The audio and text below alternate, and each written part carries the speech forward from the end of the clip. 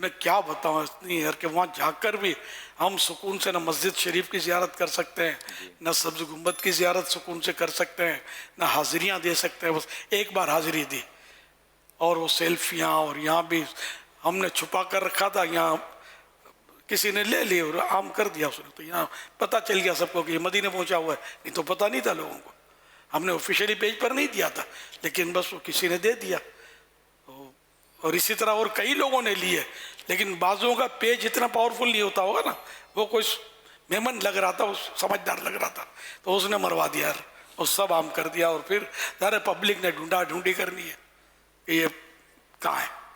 اب ایسی صورت میں اب یہ کیا کروں میں؟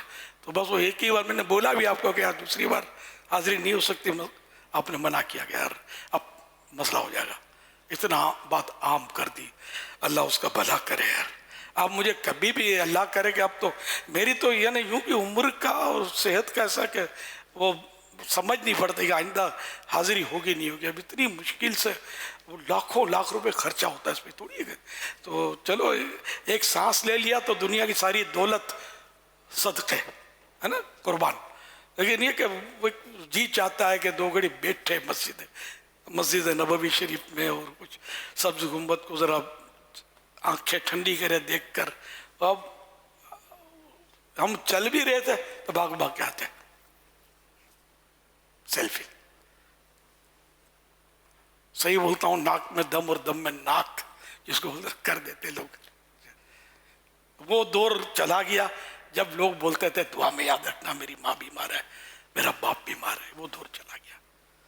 اب تو بس سیلفی کے پیچھے خوار ہوئے، خوار. جدھر جاؤ سیلفی. وہ شہرت انہیں حرمین طیبین میں جا کر مجھے ایسا لگتا ہے کہ کاش میں مشہور رہا ہوتا، مجھے کوئی نہ جانتا. چند سال پہلے حج میں جو لوگوں نے ہجوم کیا، جو طواف میں جو حرج ہوا تھا اور جو پولیس آ گئی تھی اور جو مسائل اپنے ساتھ ہوئے تھے، اللہ کی پناہ.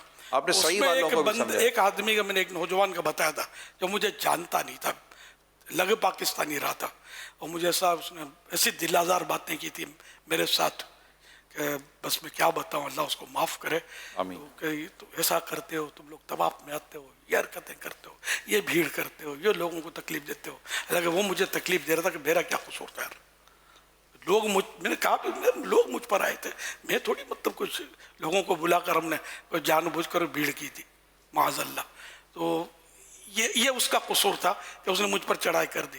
یہ میری شرافت تھی کہ میں نے اس کو ہلکا پھلکا تھوڑا سمجھا کر راستہ لے لیا اپنا. میں لڑ تو نہیں سکتا، نہ کسی کو اشارہ کرتا کہ دیکھو باہر نکل کر ہی جاتا کہاں ہے. اس کو سمجھاتے اپنے کہ بھیڑ کیسے ہوتی ہے. معاذ اللہ میں ویسے ہی کہہ رہا ہوں، یہاں بدلہ نہیں لیتے تو وہاں کہاں بدلہ لیں گے.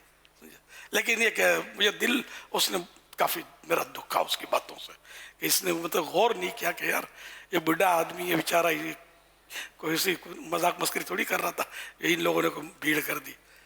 طواف ہی ہو رہا تھا ظاہر، رقت سوز سب کچھ جن میں تھا، لیکن بھیڑ کی وجہ سے مشکل کھڑی ہو گئی تھی، بہت مشکل کھڑی ہو گئی تھی. اور جو کھچم تانی جو میرے ساتھ ہوئی نا، اب آج کل ہو تو بازو اکھڑ جائے شاید میرا، اللہ نے بچا لیا. تو اب کبھی بھی دیکھیں نا ایسے موقع پر تو، یا کبھی میرے سفر کا آپ کو پتہ چل جائے کہ یہ سفر پہ جا رہا ہے، اپنے دوست کو بھی نہ بتائیں. یہ میرا مشورہ ہے.